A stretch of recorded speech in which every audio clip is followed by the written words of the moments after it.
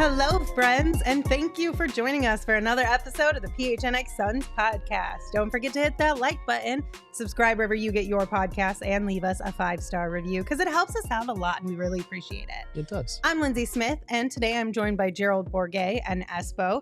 Gentlemen, how you feeling after last night's win, in a way? After their win by a loss. No, I'm feeling good. This was the matchup that I think most people wanted, and I'm excited for meaningful basketball again.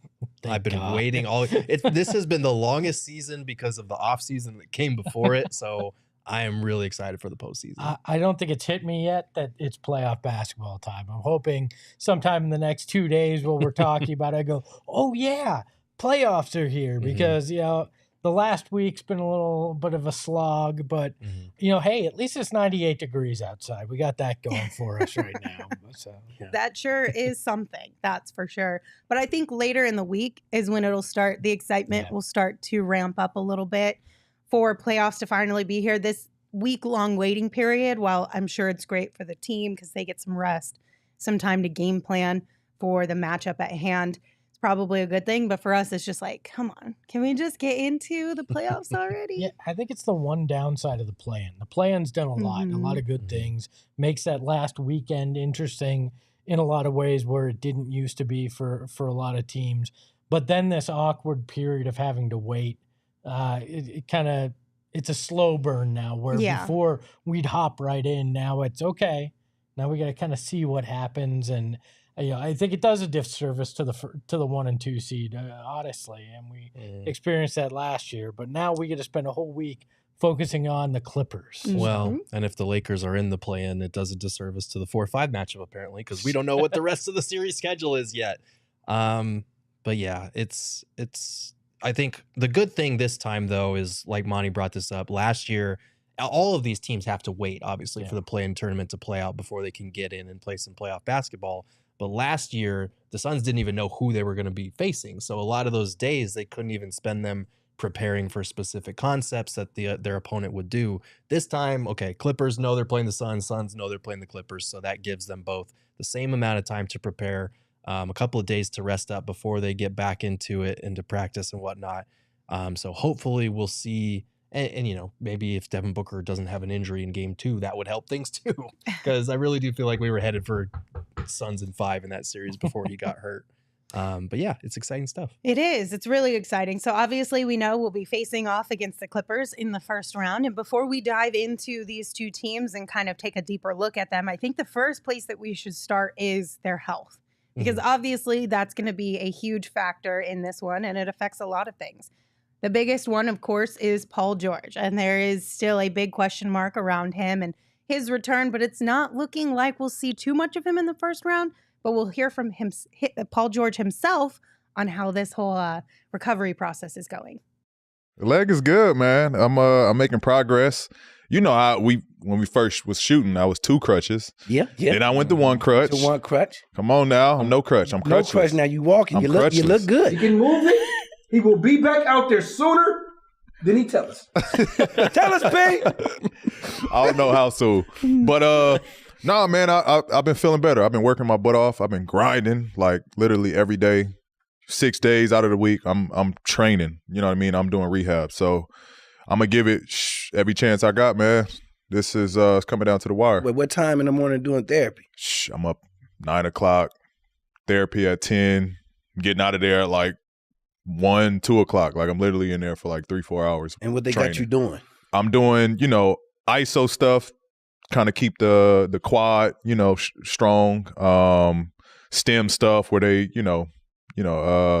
massaging it. I'm getting flexion where, you know, they bending it, try to get, you know, that motion and you know, that strength back. You know, I'm lifting, cardio, cold tub, hot tub, literally everything. I can't wait to see you back on the court, P. I know. I miss it. So he kind of gave us a quick update there. I'm sure nobody loved seeing his co-host move his foot around, his ankle around like that. It was like, hey, now, maybe let's not touch the injury here. I was all right with it, but I don't think Clippers people were. So. We also got some information from Shams Charania on Paul George as well. He said the Clippers are going to have to get out of this series without Paul George if they want a chance, potentially, to get him back. So Shams also shared similar stuff to what Paul George shared, but in a different way, in the sense that there's been no contact really going on with Paul George so far. And we all know that means there's still a little bit of time in between now and his return, because that's kind of the second leg of healing from an injury. No pun intended. Yeah, I know, right? PG did say, he's doing some ISO stuff and working on rehabbing that, but non-contact still to this point doesn't really give us any indication that he'll be back, at least at the start of the series. No, and it's unfortunate for him and for the Clippers, because you think about what they've done as far as getting Kawhi and Paul George and paying them a ton of money to try and make a title run, and the farthest they've gotten is that Western Conference Finals series a few years ago, and they could be a first-round exit because they just haven't been able to keep both those guys healthy for the playoff run. Obviously, this series gets a whole lot easier if you don't have Paul George, because like we said last week when we were taking a look at potential matchups, like the Clippers are one of the few teams that could trot out a wing tandem that could go toe-to-toe with Devin Booker and Kevin Durant on both ends of the floor. If you don't have Paul George in that equation, that's asking Kawhi to do a lot of heavy lifting on both ends, because even if you put Kawhi on KD and he goes, he plays him even, who are you going to put on Book? And we'll talk about matchups in a little bit, obviously, but like this is a tough series if Paul George is unable to play. And I think that puts even more urgency for the Suns to take care of this series as quickly as they can. Don't give him an opening to get right, because, we still have 6 days before the series even starts. You're 100% right. That was what you just said is my takeaway. If you're the Suns, you need to take care of business in 5 games. Like, don't mess around with giving Paul George a window to come back, because that's enough to shift this series. Mm-hmm. Defensively, putting him on Book, having Kawhi on KD, all of a sudden you've really slowed down the Suns' offense in a lot of ways. And I still think they're capable of doing that without Paul George. I think this is a team that's going to create a lot of a mess for the Suns, but you add Paul George in, and if it's coming back to try to help them close out a series or come back in a series, that gives them momentum. So you can't play with your food if you're the Suns. You got to go out there and take care of business, which hasn't exactly been their strong suit this season at times. They've somewhat played down to the competition. They've got to come out and come out fast in this series. Yeah, it would be very disappointing if the Suns couldn't find the energy in the playoffs, regardless of who they're playing. True. Right? Like, we're talking about playoff basketball here. We're not talking about a meaningless game late in the regular season when you're pretty much already guaranteed a playoff spot. So fingers crossed they feel the same way that we do. Yeah. Beyond Paul George, there are a couple more things to discuss as far as health. Marcus Morris on the Clippers also hasn't played since March 25th. We saw he was out last night, or yesterday afternoon, if you will, with some spasms. So he's been dealing with a few injuries there. We haven't gotten a ton of updates on him, though, as far as if this is a long-term thing or just something that they just are being cautious with heading into the playoffs. How do you guys feel about how this will affect things? It's tricky because he's started every game that he's played for the Clippers as well. So they could be without 2 of their wings that they're used to starting every game that they need and rely on. And back spasms, those can be tricky. Those can come and go like that out of nowhere. Because I know Tomer Azerly, who is a Clippers reporter, tweeted on April 4th, Marcus Morris is back for the Clippers. He was out on the practice floor, but he hasn't played since then. So it's one of those things where it's like, okay, is he progressing back? Is he going to be back soon? Is it something they have to take their time with and be cautious about? There's just no way of really knowing at this point in time until we get, the game 1 injury report. Yeah, well, and he worries me. He is a guy that's been a Suns killer, both when he was on the roster and since he's been off of it. He's a guy that always gets up for these games, averaging 11 points, 4 rebounds. May not seem like a big deal, but he's a guy that can hit from 3, pretty good defender, not afraid to mix it up. A little fake tough guy energy, but that's just my personal beef with the guy. But he concerns me in this series. If he is healthy, if he comes in, he's a guy that can help them make up a little bit of the difference without Paul George and be some of that defense, maybe help offensively. And obviously with his history here, he's got a motivation to try to stick it to the Suns. So I don't wish ill on him, but I wouldn't be hurt if he was still out for a little while. Yeah, and also, like Gerald said, he's started pretty much every game he's played with the Clippers. So just having that comfort as the Clippers probably is a valuable thing, right? Knowing you've been through it with this guy, you know what they bring to the table. So that comfort level, I think, is something that's kind of not really a stat per se, but it still plays into it a little bit. Now, on the Sun side of things, knock on wood, touch metal, whatever your thing is, thankfully there are no major injuries happening, but Ish Wainwright did get banged up a little bit yesterday. Bismack Biyombo, campaign got banged up on Friday, and then TJ Warren has been dealing with that illness. Gerald, how are you kind of feeling about these four guys? Yeah, I mean, Busy had said, he told Dwayne Rankin of AZ Central that he should be back for the playoff series, so that's good news. Campaign, we haven't heard from him yet. Hopefully it's nothing too bad with that fall that he took, the low back soreness or whatever they're calling it. TJ Warren's a weird one. Hopefully it's just an illness. We've seen him get mysterious injuries and just kind of disappear for extended stretches. Hopefully this is just they're calling it a non-COVID illness, so hopefully in a couple days he'll be good to go. But yeah, I and then Ish, I feel like that guy, it takes a lot to injure that guy. I feel like after a week off, he should be good to go. Monty said it's a rib contusion and they'll monitor his progress, but he didn't make it sound like it was anything serious. Yeah. Honestly, I hope Ish isn't anything serious, because I think he could play a role in this series. He's the kind of bigger body that can play some defense. We saw him play on Kawhi yesterday to some decent results, I'll say. So he could be a guy that winds up in that rotation for 10, 12 minutes to try to help them defensively and hit some of those corner threes, which he's been better at times this season. So I hope he's all right. TJ Warren, I don't know. I mean, hopefully he's there, but I'm not sure what he's going to contribute, and if he is part of this rotation or not. It's going to be interesting to see how it falls for him. We saw that one great game with him and Terrence Ross. We were joking they were TNT, and then they self-imploded instead of exploding the way we were thinking they would offensively. They really weren't those guys when they were both healthy out there for the remainder of the time. So, look, it's good to know Busy's out there. I think the one that concerns me the most, though, is Campaign. Because, yeah, Saban Lee, you looked great yesterday. Saban Lee can't play in the playoffs. He's a two-way guy. So then you're looking at Landry Shamet, Devin Booker playing ball handler with the second unit, KD at times doing that.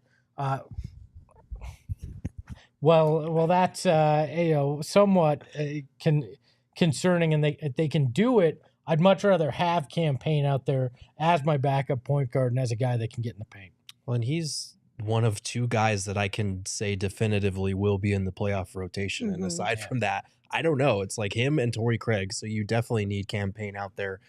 Your only other option for a backup guard would then be Landry Shamet, or depending on how you stagger the bench or the starters with the bench, like then the rotations get a lot trickier. So hopefully he'll be good to go, and he'll be the Campaign that we've seen in recent weeks that's starting to come back to form, because they need him. Like, people forget about that Clippers series the last time around, how key he was in that series. Even in game 2, the Valley-oop, that never would have happened without his 29-point performance. So okay, so we have a super chat. It's from No Comment, and they said PG will be back. He said, quote, "It's down to the wire."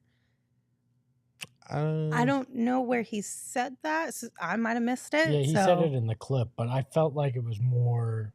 It didn't seem like it was like for sure definitive. No. It was more like we're getting closer. I mean, he's sitting there in a massive knee brace. Like, and I get that that's precautionary in some cases, but look, he was on crutches recently. I think if you get into that game 5, game 6, game 7, maybe that's where you're seeing him. But I don't think he's pulling a Willis Reed and coming out game 1 and being out there on the court for this team. Oh, that Willis I Reed mean, if he shit, does, he finessed the hell out of all of us. That's for sure. All respect to Willis Reed, Including but Sean. that type of shit's not happening in today's modern NBA. They're going to turn him into a pigeon. He's going to play 2 minutes and be off the court. Everybody forgets Willis Reed scored 4 points in that game. It wasn't like he was a world beater. So maybe he comes back towards the end of the series, but even if he comes back, he's been out for weeks and weeks. It's going to take some time. Yeah, it's conditioning and everything too. AJ in the chat brings up a good point too. They said Clippers said Paul George could possibly come back at the end of the first round. Keyword possibly. So I don't know. I just don't think that the Clippers and Shams and whoever his sources are playing the long game here to try and trick everybody in thinking that this rehab process is taking the amount of time that they're all sharing to pull one out on you and have them show up in the first game of the series. Yeah. I just don't anticipate that happening. But listen, if it does, it does. And the Suns got to figure out how to navigate the rough waters that will come from that. But I still feel like if Paul George does find a way to play in this first round, then the Suns can still win. They just have to put on their big boy pants for it. Go directly at him if he comes back for a game 6 or 7. You make him work on both ends. You exhaust him, and you take advantage of the fact that he hasn't been able to get his conditioning up to where it needs to be after being out for a few weeks. So I think obviously it would give them a huge emotional boost. It would give them a scoring boost. He's a great two-way player. If he was fully healthy, this series would be a lot more competitive than I think it'll be. But I just don't see him coming in game 6, game 7 and swinging the tide or changing the tide like that. Well, and everybody, he could come in. This is the team that made load management a thing, right? I don't think they're going to rush a guy back in this situation, because it really feels like Steve Ballmer just is, I'll do whatever it takes. I'll pay whatever it takes. And I don't think they feel this pressure to rush him back as if this is their only window, where some teams might act that way. I just don't think the Clippers of all organizations are going to do that. You don't go through this whole dog and pony show of sitting guys out trying to get health just to rush a guy back to potentially have damage long term, or even not get the result that you're hoping in this round. So I don't think they're going to rush him back in any way. Yeah. All right, we do have another super chat. This one is from Amelia. Thank you, Amelia. Appreciate you. She said, second time I miss a show and there are shout outs. I may not have a lot of input for games, but I do love basketball, and even more so with the PHNX team. Thank you, PHNX, for what you do. The chat is incredible, and I just want to thank everyone for being so awesome. You guys are my kind of people. Amelia, I know, he's really sad. I was like, we're giving shout outs, and Amelia, I don't see her in the chat. Where are you?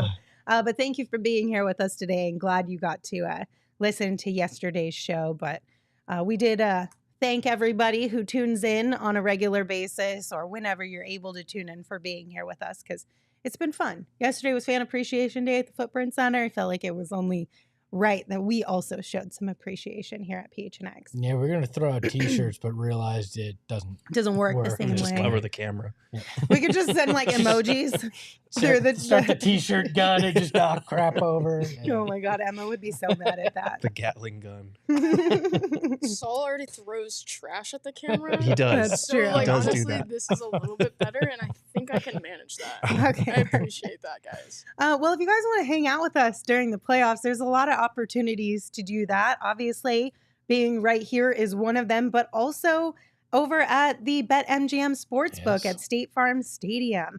All of our Suns away playoff games will have watch parties out there. The PHNX crew will also be out there, of course. We will be out there as well. It's presented by Neutral, which is a new partner of ours. The vodka seltzers, of course. They'll be out there. We'll feature food and drink specials, giveaways, and BetMGM will also have mystery deposit bonuses for everyone who comes out and places bets at the sportsbook. So it's going to be a lot of fun. We want you guys to come hang out with us. And of course, if you haven't signed up for BetMGM yet, make sure you do that and use bonus code PHNX, and you're going to get up to $200, or you will get $200 in bonus bets on your first wager with BetMGM. All you have to do is download the BetMGM app, use the bonus code PHNX when you sign up, place a pregame moneyline wager in the amount of at least $10 on any market at standard odds price. You will receive $200 in bonus bets instantly, regardless of the outcome of your wager. Again, just make sure you use that bonus code PHNX when you sign up. No. You still know the gorilla, right? Do you think we can get me a t-shirt gun for the away watch parties? Like, shoot, I wonder if we could call in a favor. It might be a little too close to launch a t-shirt gun. Those things hurt. I'm gonna. But we could maybe call in a point favor. blank range. You want a t-shirt? It's go like time. You're gonna get a t-shirt. All right, now listen to Shane talk about the disclaimer. Disclaimer, 21 plus to wager. Visit BetMGM.com for terms and conditions. U.S. promotional offers not available in Washington, D.C., Mississippi, Nevada, New York, and Ontario. Gambling problem? Call 1-800-GAMBLER. Colorado, D.C., Illinois, Indiana, Louisiana, Maryland, Mississippi, New Jersey, Ohio, Pennsylvania, Tennessee, Virginia, West Virginia, Wyoming. Call 877-8-HOPE-NY or text HOPE-NY 467-369, New York. Call 1-800-NEXT-STEP, Arizona. 1-800-522-4700, Kansas, Nevada. 1-800-327-5050, Massachusetts. 1-800-BETS-OFF, Iowa. 1-800-270-7117 for confidential help, Michigan. Emma, can we auto-tune that and put it to some music or something? Ooh, I like that. Can we get funky? You know, as much as we all would love to get funky, I don't know if Max would like us to get funky. So that's a question for Max. What's wrong with legal disclaimers auto-tuned into some music? Come on. It might make everyone pay more attention, right? That's what I would assume. I don't know. But we also have a brand new collab shirt that just hit the market last week with our friends over at OG's Brands. It is now live. And if you want to get your hands on this super dope collab team, make sure you get your tickets to Budzapalooza. Join our PHNX crew on Friday, April 14th in downtown Phoenix, as we'll be hanging out with our friends over at OG's. They'll be doing a special edition of the OG's PHNX Variety Show live from Budzapalooza, which, by the way, that show is super fun. It's a little chaotic, but it's always a good time, that's for sure. And that's also where you can buy your OG's collab shirt. So to get info, just check out budzapalooza.com and come hang out with us. Also, you know we love OG's. So if you're in the market for some scratch-made THC gummies, OG's is the place to go. All right, guys, let's dive a little bit deeper into the Suns and Clippers matchup by breaking down the team. First and foremost, I think we should look at the numbers of these two teams. So, Emma, what you got for us? Oh, boy. Yeah. That's a lot of numbers, Gerald. It is a lot of numbers, but I wanted to go through a couple of key areas that I think will be important in this series and that the Suns could have an advantage in, or areas they need to be concerned about. So obviously the Suns have had a lot of players in and out of the lineup all season, but they've still managed to be 14th in offensive rating. Clippers have been 17th. They've been a lot better since the trade deadline, but their defense has been even worse. They're 17th in defensive rating on the season, 21st since the trade deadline. Suns are 7th, which is really impressive to have a top 10 defensive rating with all the guys they've had in and out all year. The Clippers are pretty good at getting to the free throw line. They're borderline top 10 in attempts per game. The Suns are 27th, and we know they're dead last in opponent free throw rate. So this is something where the Suns have to be careful, keep the free throws close, because if they do, they take away one of the big advantages that the Clippers have on paper in this matchup. The Clippers also like to do a lot of ISO ball. You'll see they're 24th in assists. They don't move the ball a ton. That's changed a little bit with Russell Westbrook in the equation. Now they have a point guard, but the Suns are a team that moves the ball a ton. They're 4th in assists per game. And then these are both two teams that love to shoot mid-range shots, especially long mid-range twos. The Suns are 2nd in frequency on those shots. Clippers are right behind them in 3rd, but the Suns are a better mid-range team as far as accuracy goes. They're 7th on their efficiency on those shots. The Clippers are only 17th. Part of that is the way that Kawhi and Paul George have missed time this year, probably. But yeah, this is going to be fun because both of these teams like to operate from the mid-range. Kawhi Leonard loves to. He doesn't get to the rim a ton. But they're kind of similar in that regard in terms of their shot profile. Yeah, what this says to me in a lot of ways, though, is before the Kevin Durant trade, I think these teams were very, very close in profile, but I don't think it fully tells us the picture with Kevin Durant. And honestly, we don't have a real full picture with Kevin Durant. I mean, it's small sample size theater. We all know that it's been limited games, but I feel like the Suns have more of an advantage than you would see just looking at those aggregate numbers from the season.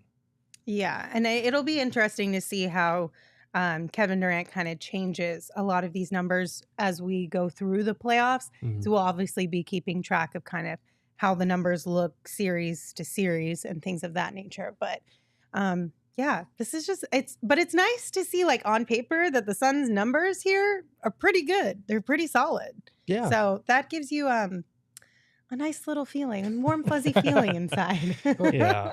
You bring up the free throws, and somebody in the chat made a good point, but PG, a big part of getting the free throw line for them. And really, when you look at it in aggregate this season, it's about 1.5 difference that the Clippers get at the free throw line to the Suns. But I'm very interested in seeing how this series is called in general, because we know that the Suns have not gotten favorable calls when they're on defense or when they're on offense and getting fouled by opponents. So how much does this discrepancy change? Right now it's 2.5 or 2.2 free throw difference, but does that get much larger in this series? Do the Clippers get significantly more free throws? What is it? What's the refs' whistles look like in this series? I mean, in a perfect world, you'd like to think that things would be a little bit would be officiated better in the playoffs than we've seen in the regular season. Obviously, that's in a perfect world, and we know that they're human beings, so you're naturally going to have some errors in there. But could be worse. We could be playing the Lakers or the Warriors, not the Warriors, but the Lakers, where you know that they're likely going to get a much, much more favorable whistle. Right, and I think don't be misled by those averages either, because it may not sound like much to 2.2 free throw attempts per game difference. But over 82 games, that's like 160, 170 difference in free throw attempts. And all we've seen what happens when this team gets drastically outshot in one of those outlying games. So hopefully that's not the case here. Like someone said in the chat, Paul George is a big part of that. He's really good about drawing fouls. And he, if he misses most or all of this series, that's one less concern. But the Clippers do have a lot of rangy wings, guys that can put the ball down on the floor. And like I said, they're an ISO heavy team. So a big point of emphasis for the Suns is going to have to be sitting down, guarding your man for 1 to 2 dribbles and closing out to their corner 3-point shooters, because if those ISOs go nowhere, that's typically the shot they try to generate, and they're good at generating that shot. Yeah, and it'll be interesting to see what impact Russell Westbrook has on that and his aggressiveness going to the hoop. And especially, is Chris Paul the guy on Russell Westbrook? How does that play out if that's where they go? A lot of different elements that are going to play into that free throw number for sure. And if this is close, even 14 more free throws over the course of a series, even if it goes with the average, could wind up being the difference in this. So what do you guys kind of think those potential defensive matchups could look like? So looking at their starting lineup from the last time that they had Marcus Morris and Kawhi available, they started Westbrook, Eric Gordon, Kawhi, Morris, and Zubats. So I think, obviously Kawhi, Zubats, Russ, and EG are probably going to be their 4 starters. I'm curious who they go with on the 5th one. They could go Batum, they could go Covington, they could go Terrence Mann, who is a guy that doesn't stop Book, but he can bother him, and he's one of their best defenders in that regard that they have to throw on Book. But it's going to be, I think Kawhi and KD might take some of that matchup from each other. I think Okogie will either get the Westbrook assignment just to match his speed and athleticism. Maybe you try to hide Chris on Eric Gordon there. Yeah. And then Book and Terrence Mann match up, which will challenge Book because Terrence Mann is a very good cutter, and he can knock down open threes if you leave him. So Book is going to have to stay engaged, which he's, obviously gotten a lot better defensively, but he will have to stay engaged if that's the case. But they do have a couple of options because they have all these different interchangeable wings. Well, yeah, I mean, you look at it, Norm Powell, Terrence Mann, Marcus Morris. I think you'd see any grouping of those guys get some minutes on Book. I mean, even maybe Eric Gordon if they get desperate at some point. But I still think it comes down to a numbers game with these two teams. You got to cover Book. You got to cover KD. Zubac is a very good defender, but how can DA play against him? And can Chris Paul make them pay by trying to hide a guy on him? And look, Josh Okogie's going to have to hit some of those corner threes in this series. It's going to have to happen in the playoffs in general for this team to get where they want to go. Yeah, and I mean so looking at the last game the Clippers played, obviously without Marcus Morris, they did start Nick Batum. He only played 21 minutes, went 0 for 2, scored 0 points. So he's a guy that might just be a starter in name. Norman Powell's going to get a big chunk of minutes off the bench because he's one of their best bench scorers, one of their best offensive options. But you're right. I am curious who they're going to try to hide on Chris Paul, because if you put Westbrook on him, good luck with that, because not only is Paul going to find his openings as a catch and shoot guy, but he's way too good of a facilitator and pick and roll partner. They're going to target him a bunch if that's the case. So I don't know who they're going to try. They'll probably try and hide Westbrook on Okogie and let him play free safety a little bit, but you can get around that even if Okogie's not making his corner threes by having him initiate offense, by using him as a screener, because he's good at getting downhill and getting to the free throw line. So that's a tough one, because Westbrook averages their third most minutes on the team, and he is not a good defender. So he's the pigeon, right? Yes. Well, I mean, do you think on the flip side, though, Chris Paul might be the guy, or is it Josh Okogie that might be the guy just because they don't know Josh Okogie as well? You mean in terms of the guy that's guarding Russ, or in terms of who they're trying to make a pigeon? That the Clippers are trying to make a pigeon. I mean, if they try to make Josh Okogie a pigeon, they're going to stop about halfway through game one, because so you he's think going it's to blow Chris that Paul up. That they'll go after? It'll be Chris Paul that they're trying to target, which we're going to get used to seeing that in the playoffs probably. We haven't seen it as much during the regular season. And we talked about that when we had the soundbite from JJ Redick's podcast of them talking about, like, they're going to make Chris Paul defend. Yes. And they're going to go after Chris Paul because that's the natural thing that you would do in these situations. But Chris Paul's shown us lately he's got a little juice in the tank. He does. He's got some of the best hands that I've seen in terms of, making up for turnovers by stealing the ball back immediately, stripping guys that are bigger or taller than him when they're trying to go to the basket. He's no pushover. He'll pull the chair on you if you try to post him up. But he's a guy that is going to be targeted, and he's a guy that I think will have a little bit more energy on that end, like we talked about, because he's not bringing the ball up the court every single time, because they're not making him zigzag just to get it across half court before it's an 8-second violation. Yeah. So those little things will help, I think. Well, and team defense is such a key for the Suns too. It's not one man on an island with this team. So, look, DA's gonna have to play the role that he has over the last few playoffs, be a key defensively. He's gonna have to show energy on the offensive side.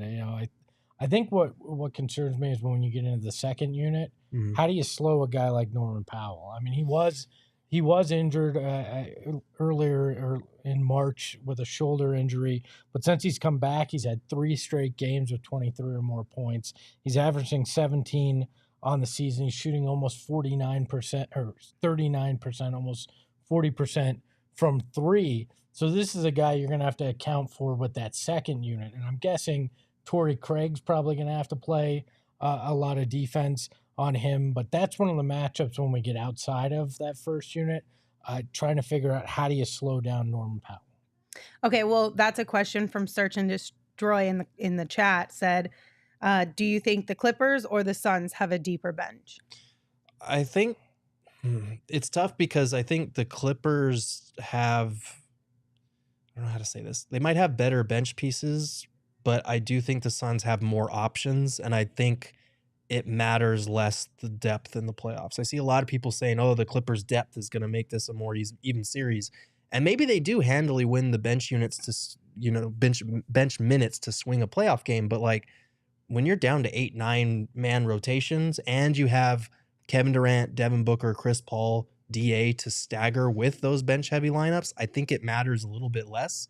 Like the Suns' best bench player is Kevin Durant, staggered with the bench guys. Like I don't know what the Clippers are going to do about those lineups, because you kind of have to match KD's minutes with Kawhi, and I don't know if he's ready to play those heavy upwards of 35, 40 minutes a night. Well, and how does Possibly. it impact him on the offensive end, too? Right. He's got to carry that load, too. I mean, he's rested enough this season. Yeah.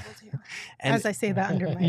Yeah, and look, Kawhi is fantastic. He's a phenomenal two-way player. The last couple of months, I think since the start of January, he's been really great offensively. He's not quite that same defensive player of the year caliber guy he was a couple years ago on the defensive side, but I really do think being able to stagger those lineups and make sure at least one or two of those core four are always on the court is going to help mitigate some of those depth concerns. Yeah, I think what the depth that gives the Clippers is if Ty Lue has to throw a lot of things at the wall, he's got a lot of options to kind of churn through guys and a lot of interchangeable wings. So maybe that's where their depth comes into play. But yeah, you're not going 12 guys deep. You're just not going to do that. You hope you don't. So shoot, at that point, you're probably in bigger trouble than just your bench. Well, and right now, let's be honest, the Suns have 5 of the best 6 players in the series right now. Mm-hmm. I mean, if Paul George comes back, that changes the equation a little bit.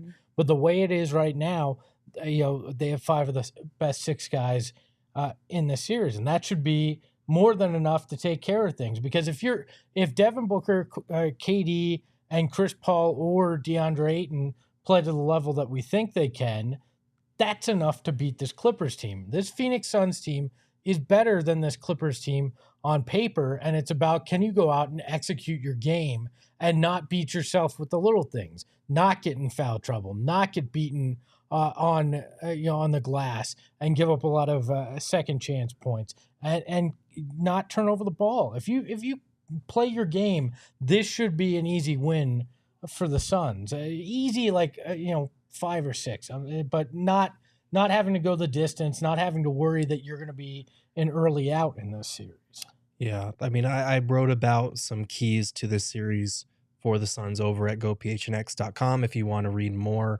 But the turnovers thing, it feels like basic analysis to say, don't turn the ball over. That's every playoff series. But this team in particular, if the Suns can win the turnover battle, the Clippers are not good transition defense. They turn the ball over a lot. I think they're 23rd in opponent points off turnovers per game, and they commit a lot of live ball turnovers. The only player that committed more live ball turnovers this season than Russell Westbrook was Trae Young, by 60, because he apparently just throws the ball over the dang place. But Russ is gonna commit turnovers. The Clippers commit bad turnovers. We even saw it on Sunday, how often they Kawhi lost the ball and they just kind of trotted back, and the Suns had a layup with their C squad. So if they can turn those turnovers, the Suns are dead last in fast break points. So this could be a way to maybe even that gap a little bit, because they're not a team that plays in transition often.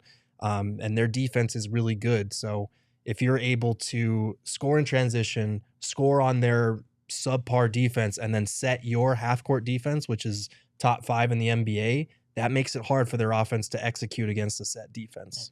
Well, and I think we forget just how good Kevin Durant is. Yeah. That I helps. mean, we haven't seen it in its fullness here, but he's the 4th all-time scorer in points per game in playoff history.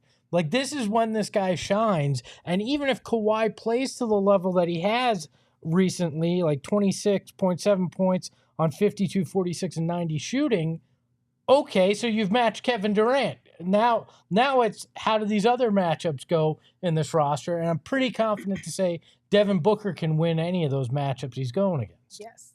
Okay, so we have a couple super chats that we need to get to around this matchup.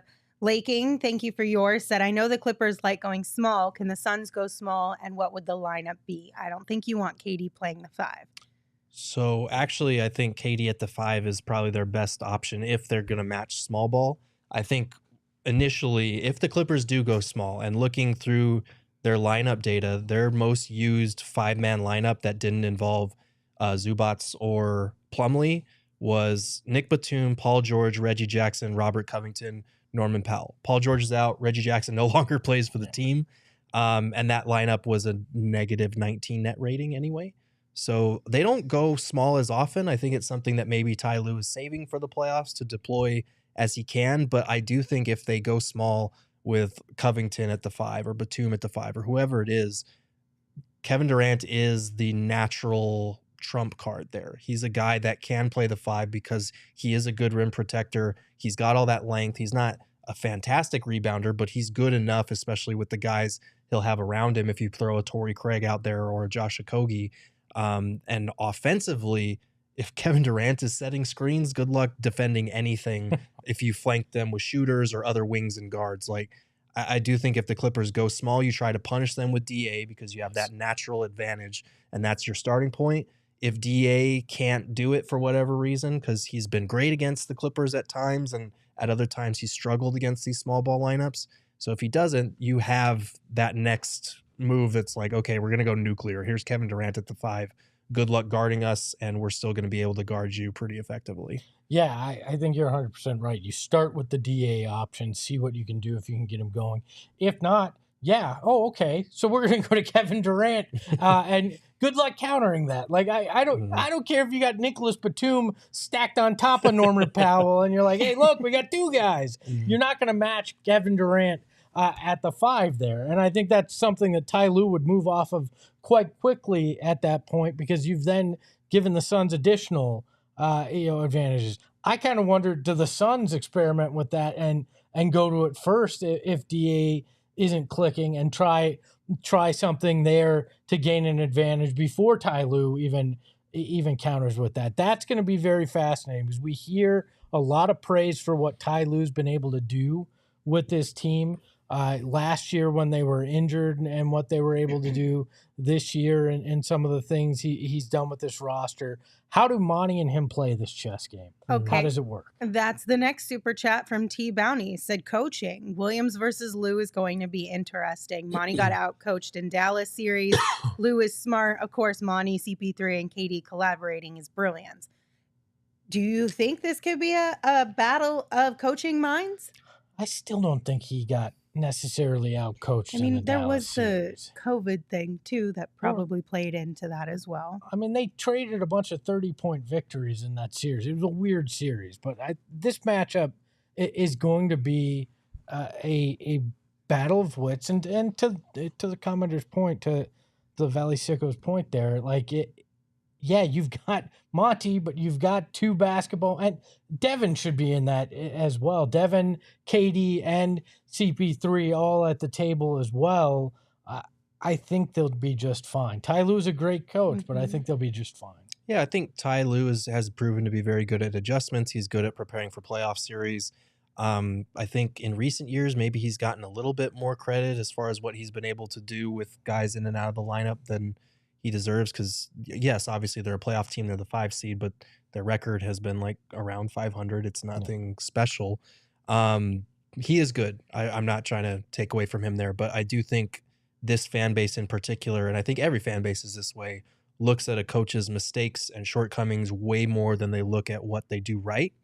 And the fact that the Suns are 7th in defensive rating this year, despite all of the guys they've had in and out, it's been a constant cycle, is wild to me. And the fact that they've just been competent on offense with so many guys in and out is incredible. They were the number 1 team in the West with Torrey Craig starting in place of not just Jay Crowder, but Cam Johnson for like a month. And that just kind of flew under the radar. And I know we gave Craig a lot of credit for how well he was playing, but you know, it takes a coach to put these guys in positions to be successful. It takes a coach to look at Josh Okogie and say, you know what, we're not giving you a fair shake here. You're going to be our 5th starter now, and here's how we're going to use you in these different ways, even when your shot's not falling. I don't think Monty gets the credit he deserves.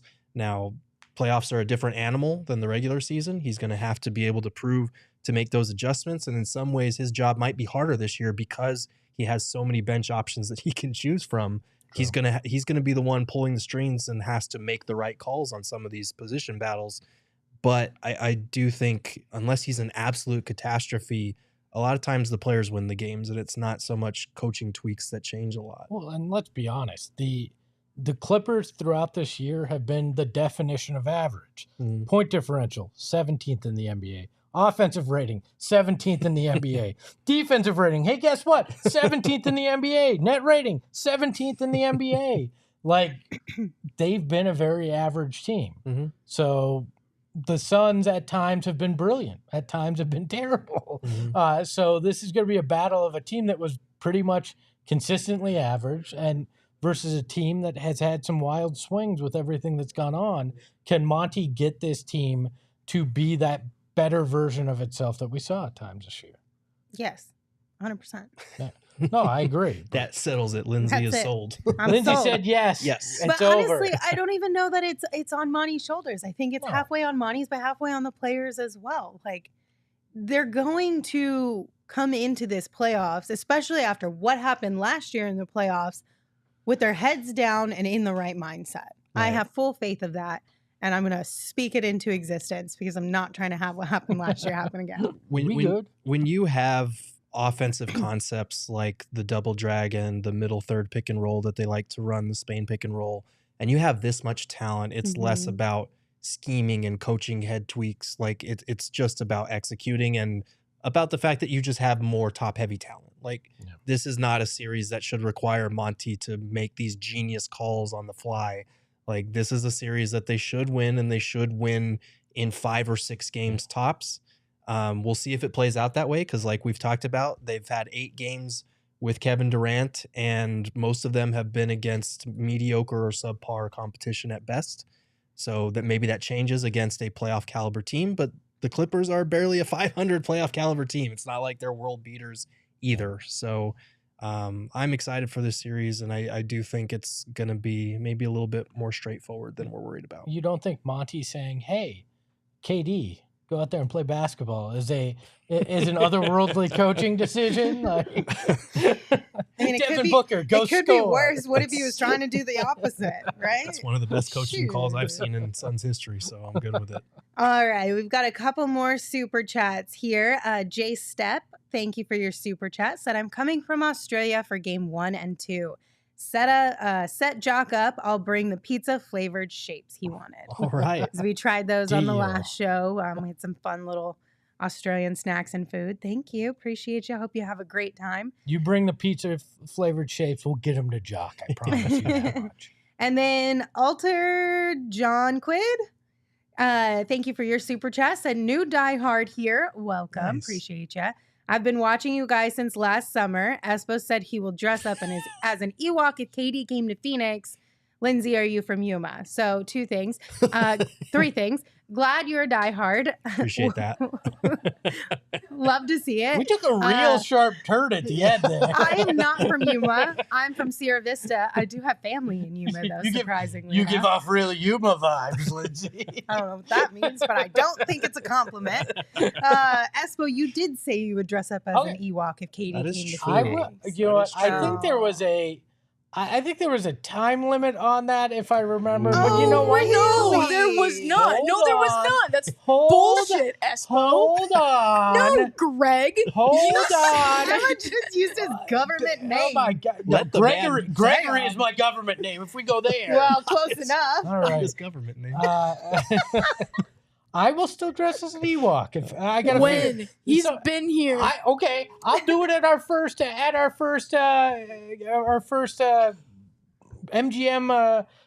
No, not Our that. watch party? Watch party. If somebody can help me find something that looks like an Ewok costume, Don't embarrass I'll our wear it for the sponsors. pregame. Not in front That's of our a- new partners. That's how much I love you guys, and I am a man of my word. I will debase myself in public on the pregame show, and you can come out and see it. Like, hey, welcome to the family. We're glad you're here. Here's Espo dressed as an Ewok. Oh, come on. Hope you were mentally I mean, prepared for this really, shenanigans it's me that come with us. throwing on some ears and a tunic, basically. And that, I want the full. look, I'm furry enough to be an Ewok. I don't need additional help. Espo, stop it. Natural Stop fuzz it. on the the face. full Oh my Ewok gosh. outfit. I need it. Okay. One last super chat. This one's from Lake Ink. Said, Clippers shoot a lot of threes compared to the Suns. Will that be a factor? And then who has the coaching advantage, Monty or Ty? So I'm glad you brought that up. The Clippers are an interesting 3-point shooting team. So they are actually only 14th in 3-point attempts per game. They're third in efficiency. They shoot about 38%, but where they really burn opponents is from the corners. They're 9th in 3-point frequency from the corners, and 8th in 3-point corner efficiency. But the good news is the Suns are actually better than them from the corners. They're 5th in frequency and 2nd in efficiency.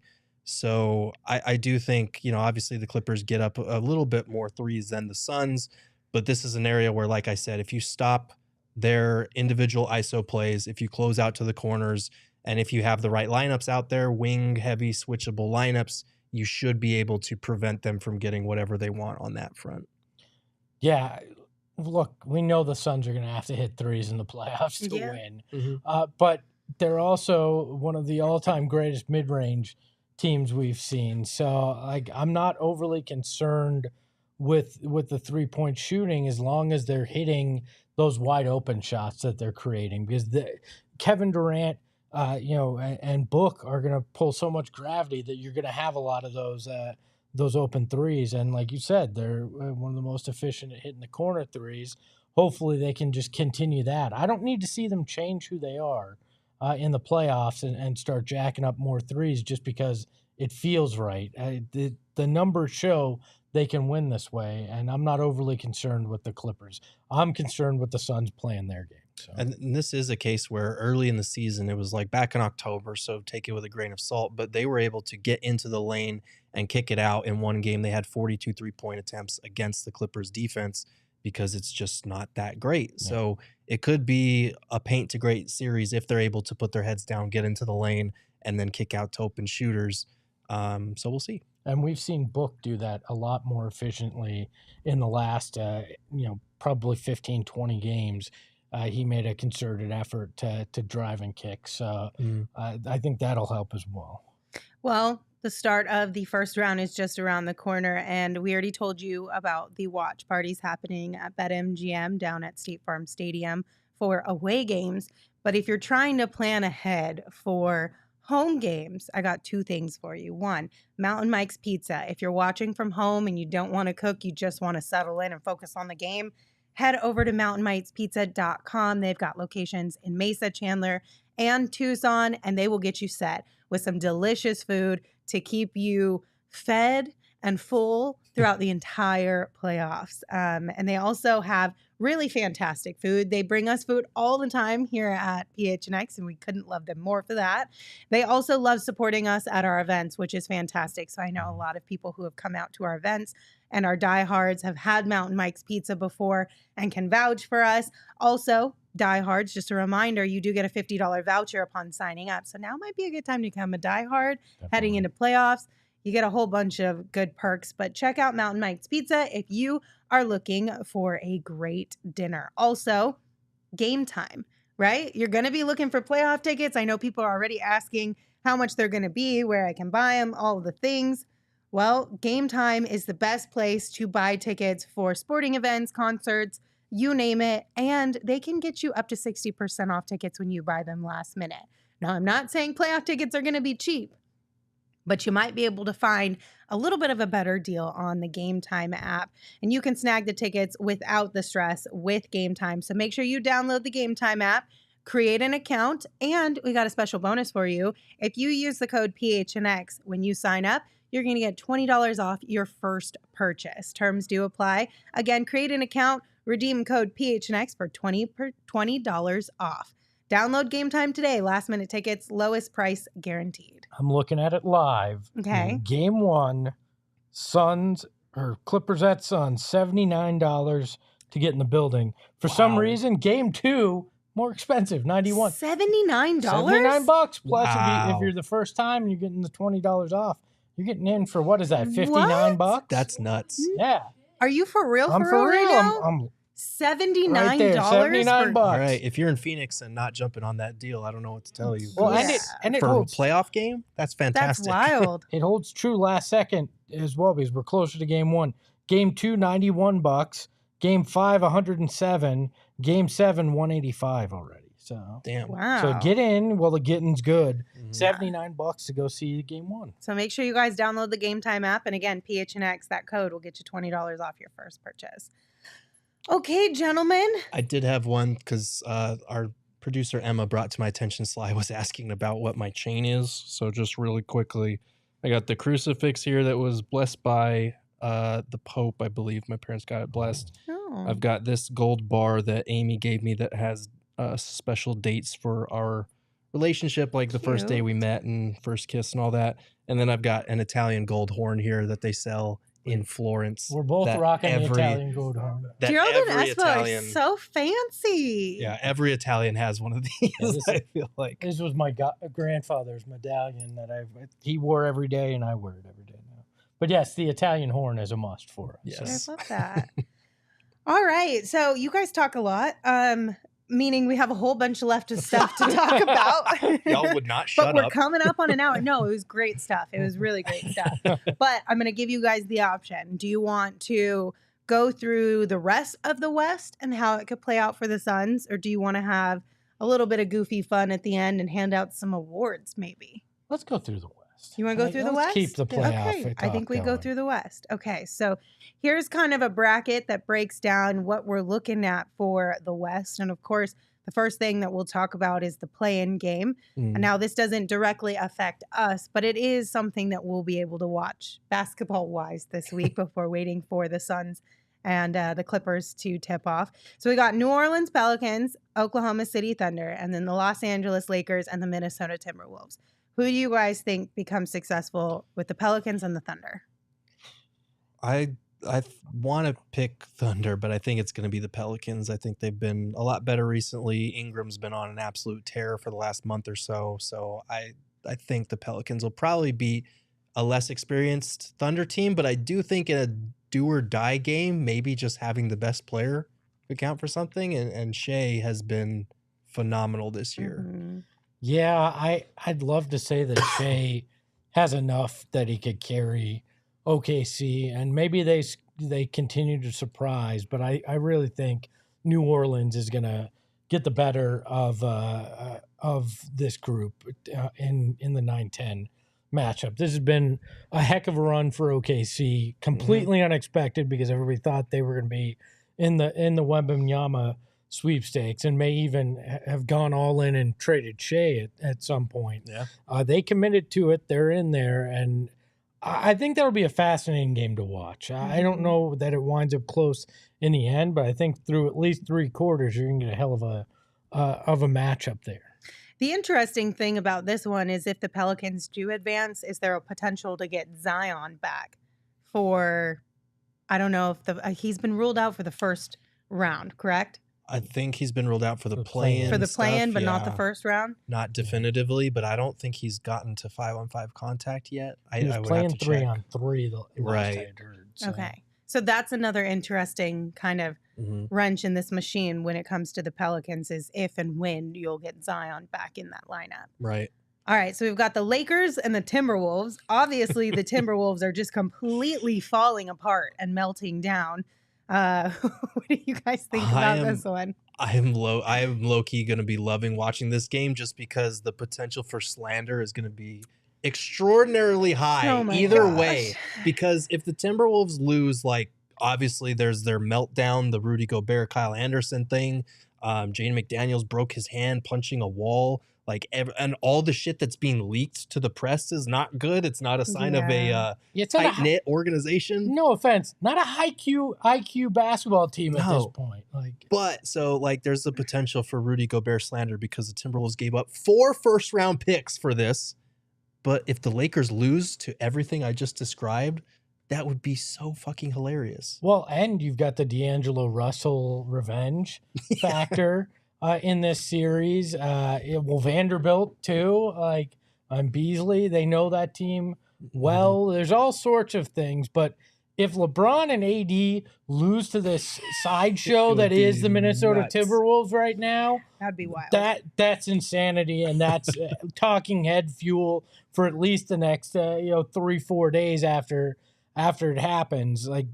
There's no winning. There's no winning in this for either of these teams, because neither of them should have been where they wound up in this. In the play-in, facing a team that it would be an embarrassment to lose to. So.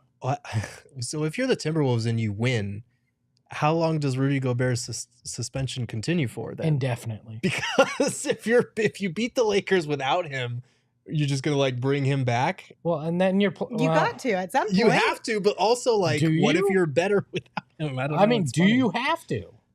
You kind of do, because you've traded so much for him and you're paying him so much money. But on the other hand, I hear your point and it's hilarious. I mean, I think it depends on the locker room. I think you let the locker room vote. Do we let this guy back?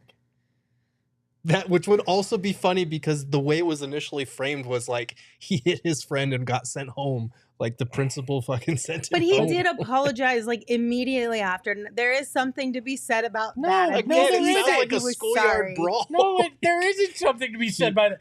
You're an adult and you punched a guy on your bench. We sent him home, but he said he was sorry. Well, because his teammate called him a bitch, he decided to punch I'm aware, but like if we're comparing how we started the season and how we ended the season, I think the first punch was a little bit more aggressive than the last punch. Yes, but the first and punch, they figured out a way to work through it. I'm sure these guys can too. At least this one apologized immediately. At least the first punch was in the back room in the practice It was facility. a lot harder too. This was on television in a day that you were like they literally the first punch exploded. leaked, so I mean, still the whole world saw it. Grant, if the locker room is like, no, we're good without Rudy, I think I listen to my locker room at that point. Yeah, I think so. It's just, this is such like No. schoolyard bullshit. It's hilarious. It is hilarious. But you're right, Espo. You gotta take in the consideration of everyone in that locker room. But I do think that they would be able to work past it pretty quickly. They'd kind of have to, because they do need him. Maybe not for a do or die game where they have, like someone in the chat said, they have this chaos factor. They kind of do, and it would throw the Lakers off a little bit. But I think the Lakers it's either going to be Lakers by 25 or the Timberwolves pull off some dramatic upset that no one saw coming. I mean, they're still a fairly talented team with the ant and cat and other things named after animals, I guess. Like, Lord. Okay, let's move on to the first round. So we've got the Lakers and the Pelicans moving forward, correct? That's what we're going to go with for now? Yeah, so then we would have Pelicans beating the Timberwolves in that game for the 8 seed. I'd imagine so. But I mean, so maybe too. Rudy Gobert comes back as the savior that Minnesota needed. No, I would think the Pelicans win. I would probably pick Pelicans. Yeah. So for this exercise, we're going to pretend it's the Pelicans. Okay. So then we got Nuggets and Pelicans in the first round. Is there a potential the Pels could knock out the Nuggies? Low key, yes, but I don't want to be the person to pick that and give everybody bulletin board material. I do think having the league a 2-time MVP, I don't know if he'll win it again this year, but I think that gives them the advantage in this series. If you have the best player in a series, you're typically in a good spot, especially in a first round matchup against a Pelicans team that, let's be honest, has been on the downward trend since Zion got hurt. There's no guarantee Zion would even be back. And if he is, then you have to reintegrate a major piece after you've gotten used to Brandon Ingram being the guy. So I think the Nuggets will win, but they haven't been playing great basketball for the last month or so either. I think that's the key. Which Nuggets team do you get? How do the Nuggets come out? I think it's less about the opponent in that case, whether it's the Lakers or the Pelicans, which I assume we think it's going to be one of those in that 8 seed. So I think it really depends on how the Nuggets respond. I mean, their coach called them soft last week. He did. This number 1 seed. They're having all sorts of issues, and maybe it's very much like the Suns last year, where it's a byproduct of, well, they were sitting guys. They had the one wrapped up for a while, and maybe they see a very similar series against the Pelicans like the Suns did, where it's closer than it probably should be. You get pushed to 6, but in the end, talent wins out. But I don't think this is an easy road for the Nuggets like they were hoping. This isn't your typical 8 seed because the Pelicans are very good and have experience in that spot. And then the Lakers are a team that's stacked with superstars. Let's call it like it is there. And they've been dysfunctional, but this isn't your typical, we got the 1 seed and we can kind of coast. You're going to have to work to get out of this first round. Yeah. Yeah, and the Nuggets since March 1st have been 23rd in offensive rating and 20th in net rating? Yeah. Wow. That's not great if you're the number one seed in the West. It's not great. No, but we're learning this in real time, and Gerald is just as shocked like, as everybody else. They've had some I had to double check because I was like, have they really been a borderline bottom 10 team in net rating since then? Yeah, I know they've had stretches with guys out and whatnot. They rested their entire starting five against us twice, basically, but they're not scaring anyone right now. That's for sure. I still think they'll win in a matchup like that, but it won't be easy for them. It reminds me a lot of the Suns from last year. I mean, it feels like an incomplete team at times. They peaked too early. And look, there's a lot of pressure on Jokic. I mean, that's just the reality. You win back-to-back MVPs, you have a shot at a third here, but if you don't make it out of the first or second round, the whole legacy thing comes into question, because this is the year where he's not dealing with having to carry the whole team with a bunch of injuries. Yeah, they've had guys miss time from every once in a while, but this isn't like it has been the last few years. So now it's, okay, can you do this? Can you put up, or are you going to shut up at this point? And I don't know. I'm not going to make any predictions. I don't want to piss anybody off. Yeah, no, we don't want to give them any material. Any ammo. But obviously, I think when we're looking at the Suns and the Clippers, we all anticipate the Suns advancing. Yeah, yes? There are people asking why we're talking about this because it's a Suns channel. Well, first of all, we spent the 45 minutes. No, before 60 minutes. 60 minutes talking about the Suns. Secondly, this would be the Suns' second round matchup, Nuggets or Pelicans, if the Pelicans get to that 8 seed. Right. Let's make it clear. We're looking at the path to the finals, all right? That's what we're trying to do here. We're only going to go through the first round here because obviously then we're starting to split hairs getting into further and further down in the playoffs. We will do that later on. But just to round out the first round here, Kings and Warriors. Who would you guys like to see advance here? Me, I'm rooting for the Kings in this one 100%. And that's not throwing shade at the Warriors. I'm just really stoked for the Kings. Yeah. I am rooting for the highest scoring playoff series in NBA history. This is defense optional. This is two great home arenas and home court advantages. These are two great offenses. I want to see 7 games of complete chaos. That's what I want to see. Yeah, this is low-key my favorite first-round matchup of the playoffs in general, because on the one side, you've got the Warriors and all their experience and their terrible road record versus the Kings, their complete lack of experience. They haven't been to the playoffs in decades, and they have a great home court advantage, but they don't have that same championship caliber experience. I want to see this go to a game 7. Put the Warriors' terrible road record up against the Kings' home court and no experience and see what happens. It's going to be a lot of fun because, like you said, Kings are the best defense or the best offense, not a very good defense. Warriors, their defense has been subpar all season. I think this is going to be a really high-scoring series. Bring the cowbells, light the beam, let's go Kings. 100%. Okay, then we're assuming that we're going to be seeing the Grizzlies face off against the Lakers in this exercise here. This one's a tough one. The Lakers have been playing a lot better since the trade deadline. The Grizzlies are missing Steven Adams, but they have strung a few really good games together to round out the season. Who are you guys picking on this one? I don't want to. Gerald's like, please don't make me. I don't want to piss off Grizzlies fan because I think they could easily handle the Lakers, but LA has been a different team since the deadline. I think they've been the number 1 defense. Jared Vanderbilt obviously helps with that, but they also have been a little inconsistent since LeBron has come back.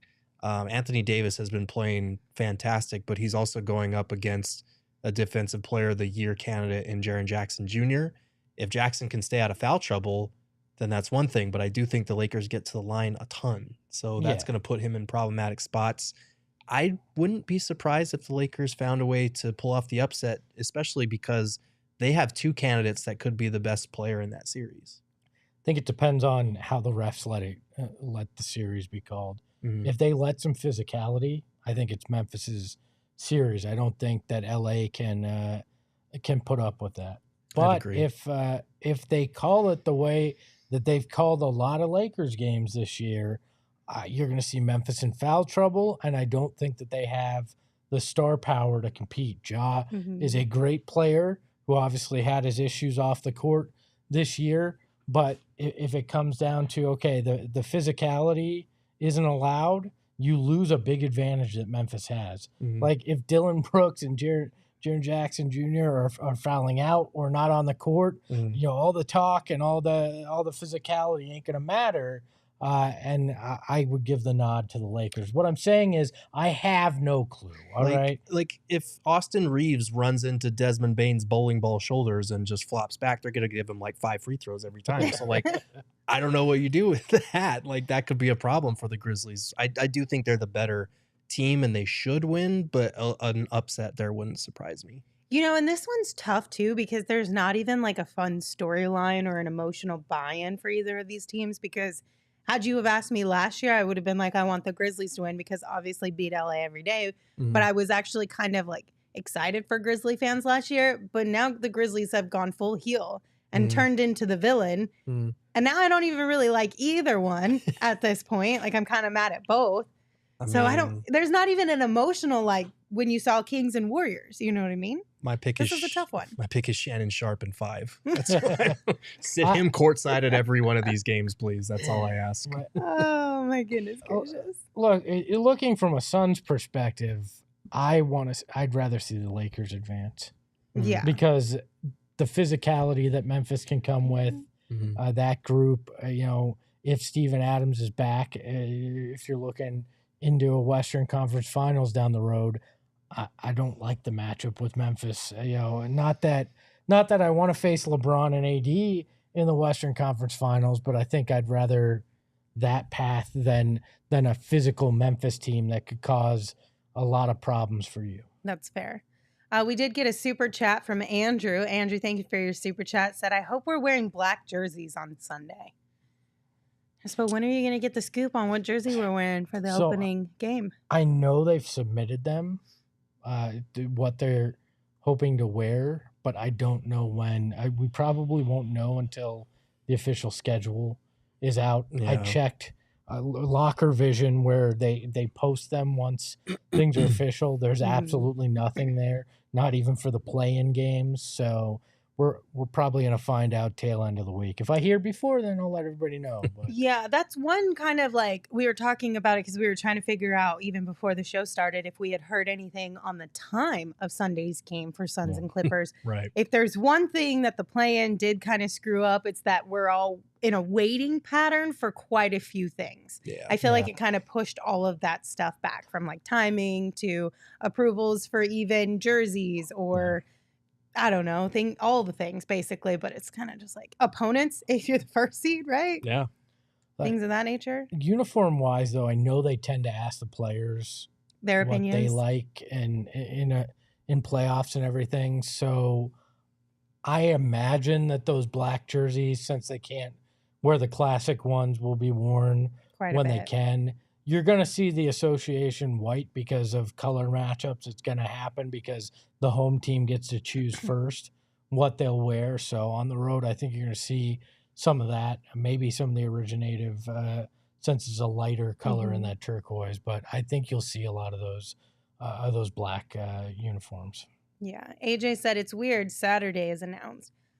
Gerald, didn't you think that they were waiting to see what happened with this Lakers They're 100% waiting to see what happens with the Lakers, and that's why our series has no time yet, because we are going to be on probably one of those primetime slots on Sunday. They understand the appeal of LA's market, the Suns having Kevin Durant, KD versus Kawhi, all that stuff, but they're 100% waiting to see, are the Lakers going to win and get that 7th seed? Okay, then we can schedule the rest of Sunday's games maybe. If they lose, we might have to wait another day or two, and I will be pissed about that, but we'll see. Also, AJ, I don't know if there's a little bit of a delay because they said, either black or as much as old school sunburst. We can't wear the sunburst in the playoffs. Stupid. Like, that's just... so dumb. Exactly. Dumb. Couldn't have said it better, Gerald. Yeah, so dumb. But that's ridiculous. Where we are. We can't wear them in the playoffs, so... Mourn the loss of those jerseys now because they're officially done and over with. Dum-dums. Emma, can I get the 2-shot here? Adam Silver, I don't care who the hell the Lakers are playing or when they don't deserve a primetime slot, especially if it's them versus Memphis. Who the hell wants to watch that in primetime? Nobody. Give the Suns and the Clippers the best spot because you got your star power in Kawhi, KD, and Book. Get it done with. Also, come back to me, Emma. Adam Silver, if they can wear the jerseys in the regular season, please fix it so they can wear the jerseys in the playoffs. Adam, please do all the things that we're asking. Come back to me, Emma. Please. Adam, return my calls, man. We hung out once. Anyways, you can go back to the third show. I don't have anything else for you, Adam. You got anything to add? Just 3 simple requests. That's all. I had nothing. Cheryl's like, I wish I could have participated. They just went but I ain't got straight to the nothing. top. I need to speak to a manager. We put on our full-on Karens You in that did. moment right there. Damn. I was Watch out, world. Watch out. I thought once you get a picture with the dude, you have the right to call them out straight to the camera, right? I mean, sure. Sure. why not? All right. I don't have a picture, so I'm in trouble because Yeah. I didn't have a right to do Would that. you get My bad. drafted and not tell us? I did. There's this great photo of me hugging Commissioner Adam Silver. No, he did a one-on-one interview with Tom Leander, and I happened to be in the room for behind-the-scenes Okay. Oh, my content. goodness gracious. Okay. All right. Well, we threw a lot at you today. We also told you about a ton of fun events that PHNX is having over the next handful of weeks, but I got one more for you guys, okay? If you are an NFL fan, a fan of the Cardinals, we obviously have our PHNX Cardinals show here, and the best place to take in the NFL draft on April 27th is at Four Peaks 8th Street Pub. PHNX will be out there. The Cardinals guys will be doing a live show throughout the draft, so you'll get great coverage from them. Also, Four Peaks, you know they've got great food, and you know they have great beers, but they're also going to have really awesome beer specials for that day on April 27th as well. $3 Redberg Lager pints, $5 Redberg Lager pitchers, and PHNX specials, $3 Kilt Lifter and Wow pints as well. So come hang out with us. You can register for free in the link in our show notes to take advantage of all the beer specials. You do have to be 21 years or older to drink the beer, and we ask that you enjoy responsibly, but they also have a lot of other great things that they offer at their pub as well. Outside of beers, like I said, the food we talk about all the time, the chicken tenders, and then at the Four Peaks Fry or Four Peaks Way, something like that. Four Peak style? Yeah, style. There you go. You got to get those. 100%. Okay, gentlemen, I think that'll do it for us today. 77 minutes in. Really proud of you. Thank you all for joining us. We appreciate you. If you are here on YouTube, don't forget Do we to... not? Are we incapable of that usually? What was that? No, I mean, usually we get tired after 60 minutes and we all start to lose steam, but you guys were just on a roll. I'm proud of you. Be safe. Learn something new today. Drive safe. What? Text me Why when does you it get feel home. like a robot transition? I'm not cool with Your this. best self. Proud of you. 77 minutes. Way to go. I thought it was a compliment. You should take it. No, it is. Somebody I being did. proud of you is a I did. compliment. I did. It was like It was just weird. very like mother hen. Yeah, it was very like Very mom, like proud of you. proud of There you. you Good go. job. Thank you. I don't know what I was going to say to everybody. Oh, on your way out, if you're out here on YouTube, hit the like button. If you are listening wherever you get your podcast, make sure you rate, review, and subscribe because that helps us out a lot. Yes. We will not have a show tomorrow. The Suns are off tomorrow, so we're going to give Gerald a break and let him be off tomorrow as well. And then I'm going to piggyback on that one and take tomorrow off as well. Then we'll be back on Wednesday. We've got a fun Valley Voices episode for you guys. That will be live at 3 p.m. Some big We've names. got some really special guests. We've got guests lined up quite a bit the rest of this week. So make sure you guys tune in. Until we see you on Wednesday, you can follow the show on Twitter at PHNX_Suns. You can follow me at Lindsay Smith AZ.